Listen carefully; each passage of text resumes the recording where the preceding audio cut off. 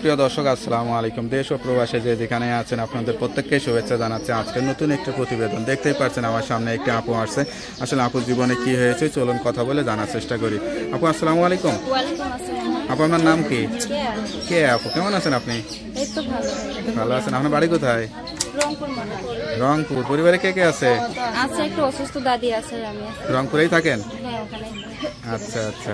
মা বাবা? মা বাবা নাই, ছোটবেলা থেকে দাদির কাছে বড় হয়েছে। হ্যাঁ। এখন দাদিটাই আমার আছে অসুস্থ, হ্যাঁ। চলতে ফিরতে পারি না ভাইয়ের কারণ আমার প্রতিবেদনের সামনে। আচ্ছা আচ্ছা। তা কি চিন্তা করে আসছেন আজ প্রতিবেদনে? আছি একটা সুন্দর মনের মানুষ পাওয়ার জন্য, যে আমার ভাঙা মনটাকে গুছিয়ে রাখতে পারবে নিজের মতো করে। মনটা ভাঙা, তাই না? কি কারণে ভাঙা? মা বাবার জন্য? অল্প বয়সে বাবা মা হারাইছে, পৃথিবীতে আপন বলতে দাদিটাই আছে। সেই দাদিটার হচ্ছে কিডনির সমস্যা, চলতে ফিরতে পারে না। আছি একটা ভালো মনের মানুষ পাওয়ার জন্য, যাকে নিয়ে আমি বাকিটা জীবন শুধু কাটাতে চাই। এখন বিয়ের বয়স, মা বাবা থাকা খুব প্রয়োজন ছিল, যেহেতু মা বাবা নাই, খুবই কষ্টের জীবন। তা প্রতিবেদনে যে আসছেন, একটা আসলে জীবন সঙ্গী হলে কি জীবনে সব সুখ পাবেন সেটা মনে হয়?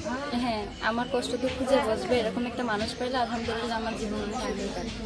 এতিম বলে কি কেউ পাশে এসে দাঁড়ায় নাই? কেউ সহযোগিতা বা এরকম কেউ বলে নাই যে আমি বিয়ে করতে চাই এরকম? এখনের যুগে গরিব হইলে ভাই কেউ একটু ঘিরাও তাকাবে না এবং কি দেখবেও না তোমার। তাই তাই না?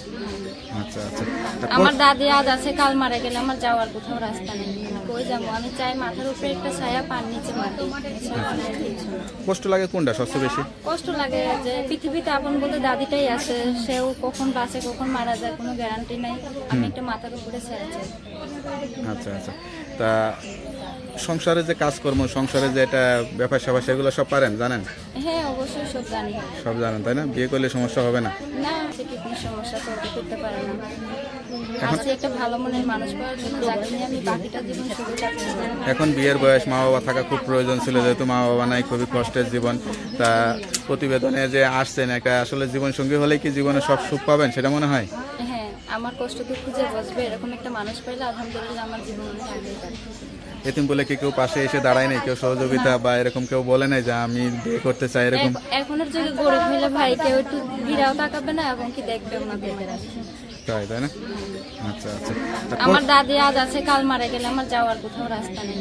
কই যাবো? আমি চাই মাথার উপরে একটা ছায়া, পান নিচে মাটি। কষ্ট লাগে কোনটা সবচেয়ে বেশি? কষ্ট লাগে যে পৃথিবীতে আপন বলতে দাদিটাই আছে, সেও কখন বাঁচে কখন মারা যায় কোনো গ্যারান্টি নাই।